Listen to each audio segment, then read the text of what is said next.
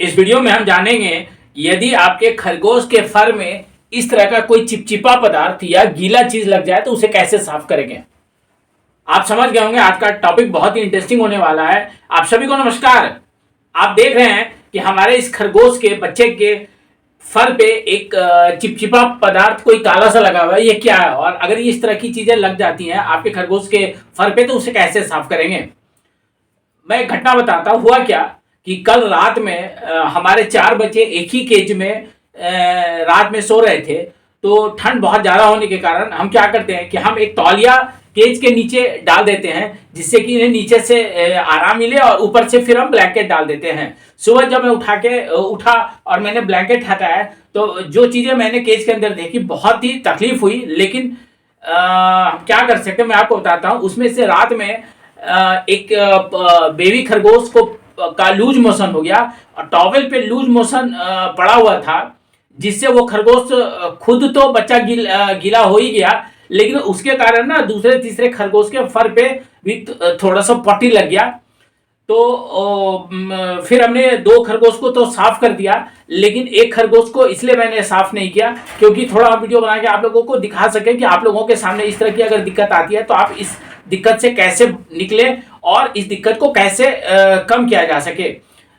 ज़्यादातर लोग यही करते हैं कि जैसे वो अपने खरगोश के फर पे गीला चीज़ देखते हैं वो सबसे पहले एक कपड़ा लेके उसे पोंछने लगते हैं और उसके बाद उसे कंघी से, ये कंघी मैंने अपने साथ रखा हुआ है आपको दिखाने के लिए, कंघी से उसे साफ करने लगते हैं।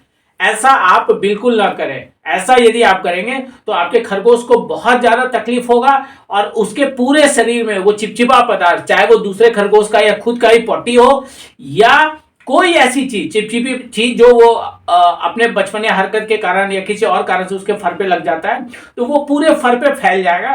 तो बिल्कुल ही उसे साफ करने की कोशिश पहले तुरंत ना करें और कंघी से तो बिल्कुल ही उसे साफ ना करें क्योंकि अगर आप कंघी से करेंगे तो उस चिपचिपे पदार्थ के कारण उसका फर जो है ना वो शरीर से खींच खींच के बाहर आ जाएगा, जिसको कि हम लोग कहते हैं नोचना। हम उसके फर को नोच देंगे तो उससे बहुत तकलीफ होगी। तो तुरंत कोई निर्णय न लेके बहुत ही आराम से इस काम को करना है। तो कैसे करना है मैं आपको बताता हूं। आज के वीडियो में मैं 2-3 चीज और भी छोटी छोटी बताऊंगा क्योंकि मैंने बताया कि हमारे एक बेबी खरगोश को पट्टी हो गया। तो अगर 3-4 खरगोश या घर में 2-3 खरगोश आपने रखा और एक खरगोश को पट्टी हो जाता है तो आपको सबसे पहला काम क्या करना है। अगर खरगोश को पट्टी हो गया है तो आप खाने को तो कंट्रोल करेंगे ही, तो अगर खाना कम होगा तो उसे कमजोरी आ जाएगी। तो उस जरूरत को कैसे पूरी करें ये सारी बात छोटे छोटे तरीके से मैं समझाऊंगा।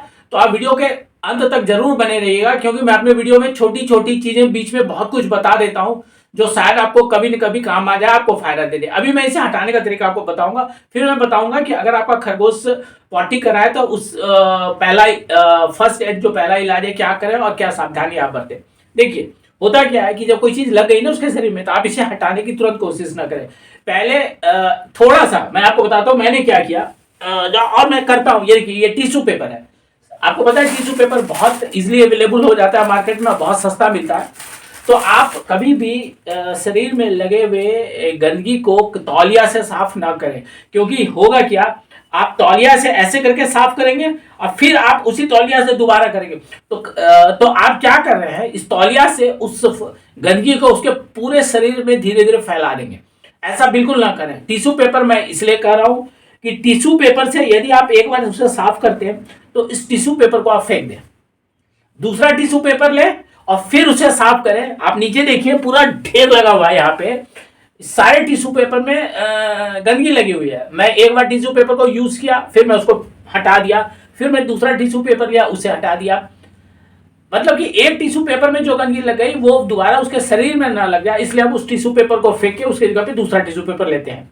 ठीक है, आपके पास टिश्यू पेपर नहीं है आप तौलिया से भी कर सकते हैं, मैं मना नहीं कर रहा, लेकिन एक कॉर्नर से करने के बाद उस कॉर्नर को छोड़ के फिर नए जगह से आप उसको साफ करें।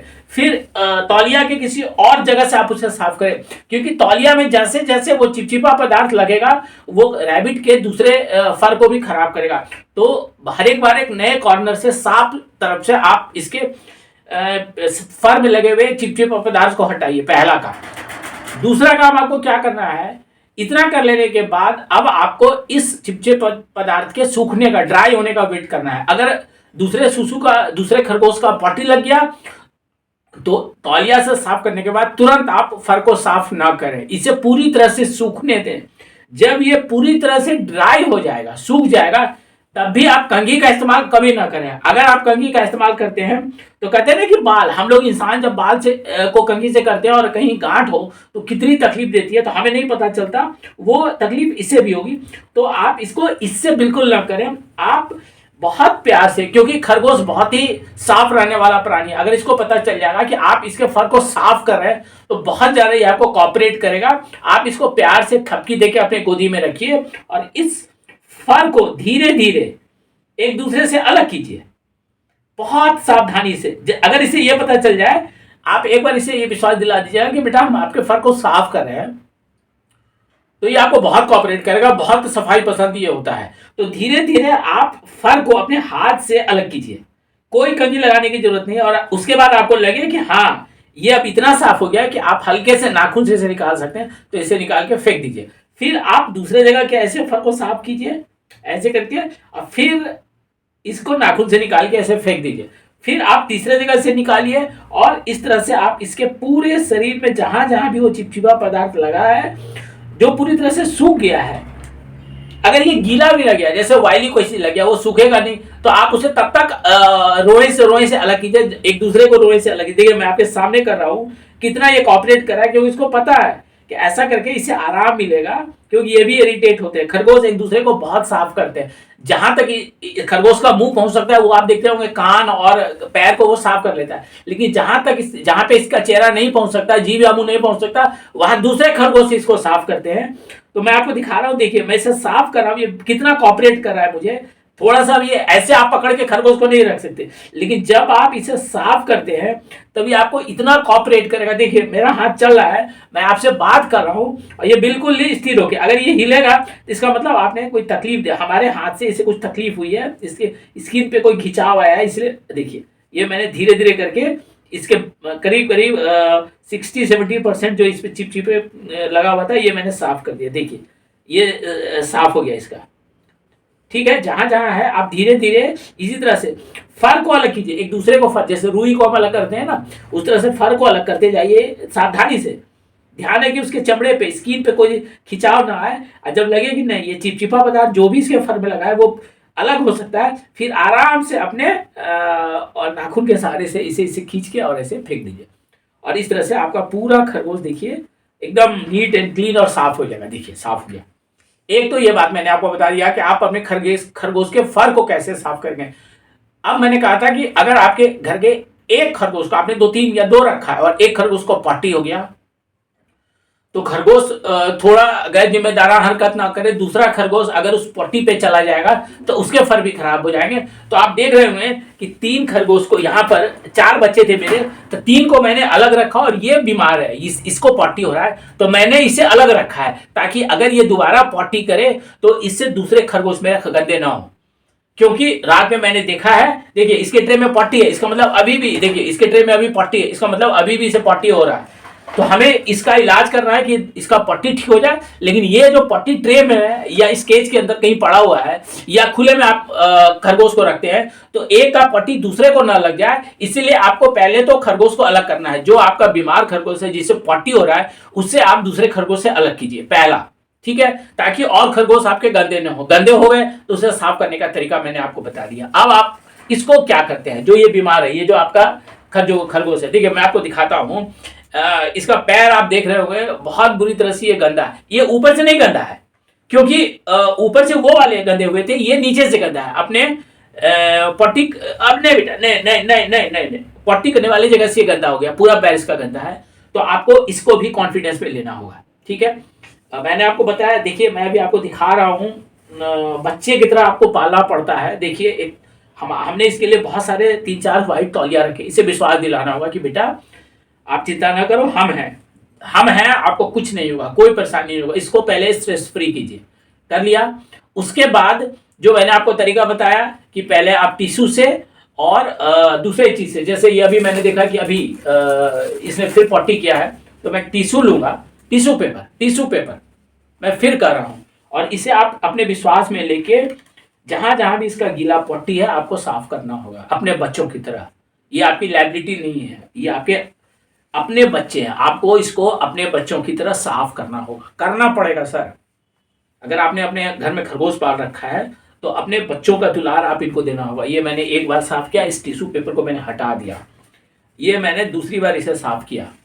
देखिए हम इसे पोंछ रहे हैं, जैसे हम अपने 2 साल 2.5 साल के बच्चों का पट्टी डायपर लगाते हैं, साफ करते हैं, या अगर हमारे बच्चे और बच्चे के दादा दादी हम बन चुके हैं, नाना नानी बन गए हैं, तो उस तरह से हम अपने पोता पोती नाती नतनी का जिस तरह से साफ करते हैं, उसी तरह से ये हमारी बेटी के बच्चे हमारे नाती नतनी हैं, वो सिंपैथी आपको इसके लिए होगा। फिर देखो ये मैंने साफ कर दिया, ठीक है।